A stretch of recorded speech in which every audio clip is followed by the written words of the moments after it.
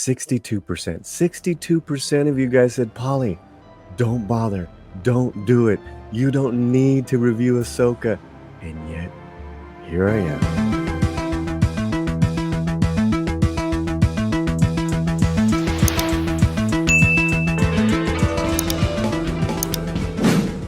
Episode 7, The Jedi, the Witch, and the Warlord is finally out. It's done. We are done. We reviewed every episode, got a rating of every review. And so to that 62% of you guys who I asked, should I review this? I apologize because here I am. But I know that you guys will watch this video as well. 2 videos a day, Monday through Saturday. Make sure you guys are subscribed. What we're going to do is we're actually going to read from Robert Meyer Burnett's post. Great post he put up recently on Twitter. And then I'm just going to give you my rating. And he says, while I'll watch Loki, I am now completely disinterested in Marvel, Star Trek, and Star Wars.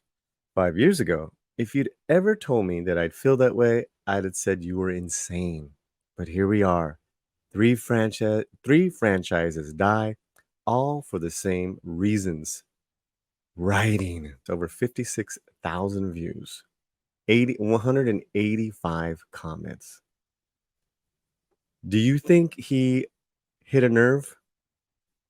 Yes, he did. Writing. And that's really has been the lack of creative writing, the lack of vision, the lack of guts, all for except Andor, that all these Star Wars TV shows have been plagued with. And I would even say the first season and a half, or maybe in the first 2 seasons of Mandalorian. Now, let me just throw this positive out there.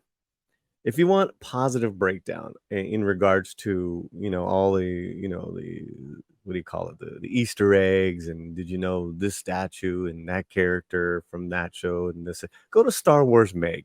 She has an incredible channel. She does it very well. I've been a big fan of hers for a while. Check out Star Wars Meg. Often her videos are more entertaining than the actual episodes. But let's get back to this whole idea of writing. When you have a creative vision from your guts, from a visionary, such as a Tony Gilroy, even a Jon Favreau, and of course, George Lucas, you see it. It rides through you. You ride it also out into the end. And any plot holes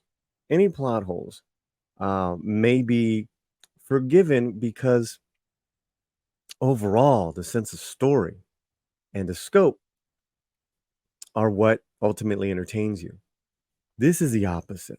This is where the plot holes are the entertainment. Because literally every scene and this is just me, guys. And I've said this on many of episodes. There's a couple that I really liked. I believe, episode 5. Really liked it. 6 and 7, complete letdown. Because of plot holes, seemingly from one scene to the next, where characters weren't making sense with what they said in the scene before. Characters who had literally no business being in a storyline were there. So, guys, it's just writing. Listen, I should not have to go watch Rebels, Clone Wars, read anything, do some side research to enjoy a TV show. The thing is, I have, right? I've seen all those, but I shouldn't have to. And ultimately, the writing needs to tell a story to where, there's a vision that I can dig into, and it just didn't happen. This episode is probably one of the worst episodes for me. A 2 out of 10. That is the rating that I'm giving it. But I wasn't going to do a video, guys. When I saw Robert's post, I was like, this is really great. And some people were disheartened to hear Jack Wagner ask, have you watched Clone Wars and Rebels? I have a suspicion that you may not have the full picture of what's going on in Filoni's head. I want to tell you right now, whenever you're having to to resort to that type of argument, what makes you think that anyone is going to listen to you? It's like, no, maybe I have, maybe I haven't, but I should not have to. I don't, if whatever's in that creator's mind, that visionary's mind, he needs to convey it to me. I don't have a problem. I'm the fan coming to this show to be told new and exciting stories. Why should I have to do any side research? This is an absolute and an absolute insane argument. And there's a lot of people like that. A lot of people like, well, you're just a Filoni hater. I could care less who it is. I wasn't a Gilroy fan, but wow, what a vision in Andor. Come on, man. Come on, man. And Robert does a great job of answering it back. As a gentleman, I've watched all of Clone Wars and Rebels. I actually quite enjoy both. Same here, same here. But they worked as well as they did because they were animated. Andor is the only live action Star Wars streaming series worth a rewatch. I absolutely agree. And there's some other great comments here, guys. Some for most are against. Most are really you chiming in with Robert, and there's some that weren't digging what Robert had to say. But this is the thing with the breakup, and we're breaking up with Star Wars, with Disney Star Wars for sure, is that it's very hard emotionally.